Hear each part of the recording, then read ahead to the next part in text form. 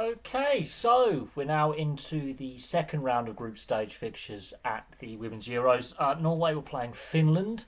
This game has just finished. Norway, yet again, not playing particularly well, have managed somehow to get a win. And I don't know how much longer Norway can continue to play like this. They're playing like a team of individuals, and they are a very talented group of individuals, but they're not playing like a team.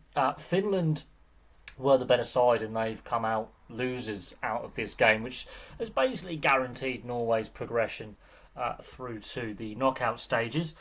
Norway got lucky with both their goals, if we're being honest. Nystrom finished defender. I mean, it's a dangerous cross because it's low and hard across the box, and it's one of them where can't sort her feet out, and she puts it in her own net, and that was after 3 minutes, and you're thinking, okay, you know, Finland, a bit of nerves have got to them, and it was a tough start to take. But after that, they looked more competent on the ball. They dominated possession in Finland. They created the majority of the chances. They looked so much better in possession, and the chances they created looked more threatening, more dangerous. They had more shots, for example, both on and off target. And eventually, after basically being the better side, apart from the own goal, Slovenia scores on 32 minutes with a goal from distance. And again, this is where the Norwegian players are backing off and being very, very passive, and there's no organised press. The midfield are being very passive. The defence are being very passive. No organised press. And they're allowing the Finnish players to have time and space. Just time and space. There's no pressure on the player in possession. They're not picking up runners off the ball, and they would do this throughout the game. They did this throughout the game against Switzerland. They look very passive and they just look standoffish. They're not pressurising the player in possession. Slovenia's it's a brilliant shot on 32 minutes, and that changes the momentum of the game. And the momentum of the game would be going in Finland's direction for most of the second half as well. They created a hatful of chances, forcing the Norwegian keeper to pull off a string of saves. And again, the Norwegian defensive midfielders looking very, very passive in their defensive third. They're basically allowing Finland time and space on the ball, and they're not pressing as a unit. They're pressing as individuals. So they're creating a lot of their own defensive headaches. Now, yes, the centre-back pairing is, one's 22, one's 23, so a very inexperienced defensive unit. But the more experienced midfielders are just allowing far too much time and space because they're not pressing as a unit, they're pressing individually.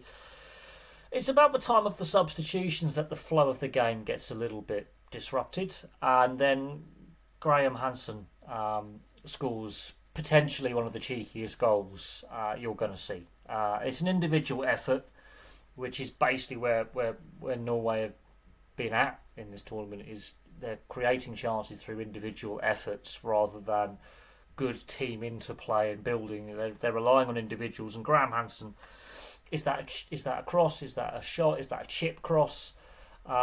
Whatever it is, it's in off the far post. It's pinpoint accurate off the post, and it goes in the back of the net, and that is ultimately very, very deflating for a hard-working Finnish side that were the better side for the majority of the game. Very similar to Switzerland against Norway. Switzerland were the better side for the majority of the game against the Norwegians. The Norwegians, I don't know what the instructions are from the coaching staff, but they have somehow bluffed their way through the group stage. They really have. They have somehow managed to bluff their way through to this point. Yes, the second goal is a cheeky bit of skill, but they could and should have been 3 or 4-1 down by 60 minutes. They're lucky their goalkeeper has pulled off a string of saves to keep it at 1-1 because there was a risk that had goals started to go in, this could have got away from them. They've somehow stuck in the game. They've got a winner through individual brilliance rather than a team effort. And they've got through to the knockout stages, but they haven't set the world on fire doing it. There are other teams that are playing a lot better than them in this tournament. And defensively, they've got to show more energy and more commitment, because they're dangerously passive defensively, very dangerously passive. And at times the Finns were having so much time and space on the ball. You're worried that what Norway are doing, but they've managed to get the win. It's hard luck on Finland, but Finland still are in a good position to potentially get out of the group. It all does depend on what the Iceland-Switzerland result is.